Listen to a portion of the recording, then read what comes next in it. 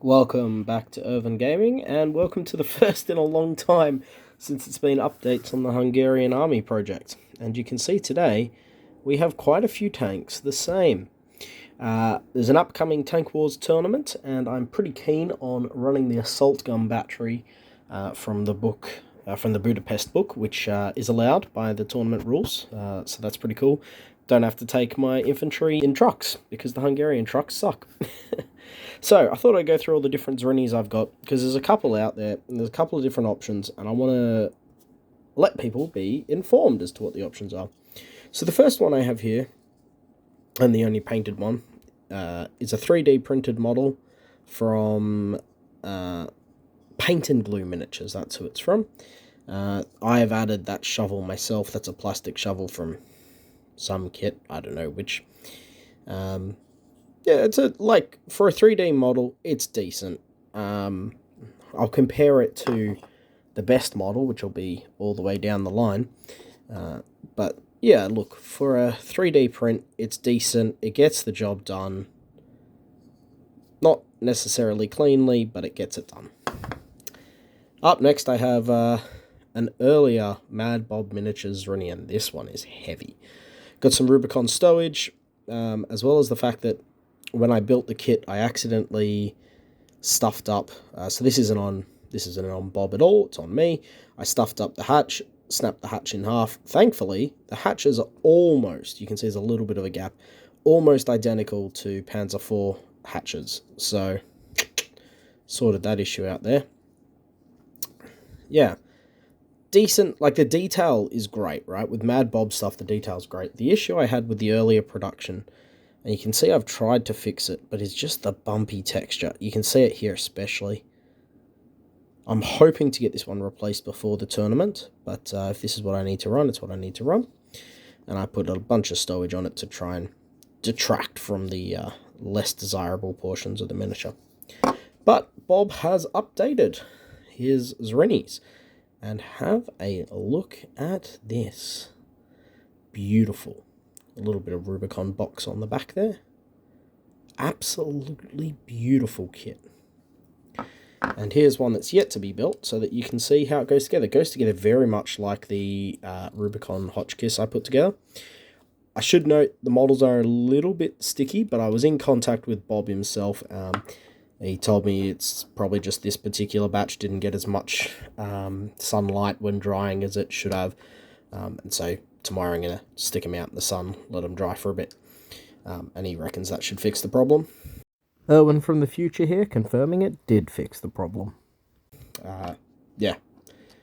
So you get a couple of pieces. You get the hatches, which are all perfectly designed. You can see, when I get them to focus, perfectly designed to snap in half. The ones that do snap in half, so you can have them in half, or you can have them on properly. You get a bottom, which makes it a hollow kit, which lessens the weight, which for me, I love. I know some people like the big, heavy, chunky boys. Not so much. In terms of proportions, with the older Mad Bob Zyrinis, it fits perfectly. Also, if you're Hungarian and I'm mispronouncing Zyrinis, can you please tell me the correct pronunciation? I'd love to know it. Yeah, biggest detail bonus is got to be this air exhaust. Like, look at the difference. That's insane. Yeah, so I'm really looking forward to putting together this one. Painting these three up. They'll represent my force. This one, like, it's decent, right? But you can see when I put it up, it's a little bit smaller. Now, I trust Bob's measurements more than I do a random 3D printer. So I'm going to say that Bob's measurements are probably spot on. Yeah, and you can see there's a lot of difference there. But those are the Zyrinis. Hopefully, we'll be seeing a pretty cool Zyrini army at a tournament sometime in the next month or two. So before I even got this video published, I couldn't help myself and went and painted them. Ask me why I'm painting every single rivet, I dare you. I won't answer.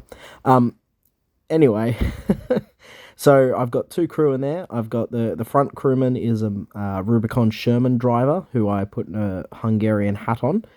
And the commander sticking out the back there, he is a M3 scout car driver, cut his top half off, put an Italian tank commander's top half on, because the uniform is very similar to the Hungarians. Yeah, so there's a nice close look at them. Hope they look good. Yeah. So here's the totality of the force I'm planning on bringing along to the tournament. You can see we've got 3 8-man squads, lots of submachine guns. There's like, what, 2 unpainted guys there. Converted Panzerram, lots of Zyrinis, Hetzer. So yeah, that's the tournament stuff. Thank you for 500 subs. I'm just going to let this slideshow play of one of the Zyrinis I painted that I'm particularly proud of. Yeah, thank you for 500 subscribers, even if you're only here for the NATO wave stuff, although there won't be any more of that. I've done the last one I wanted to do. Yeah, just a little bit of a side project that, yeah, I had a bit of fun with.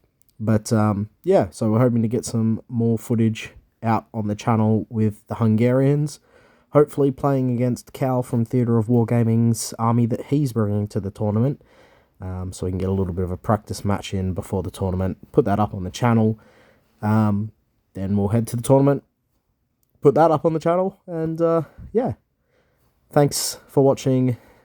Leave a like, leave a comment. I love hearing feedback. I want to try and make sure I'm replying to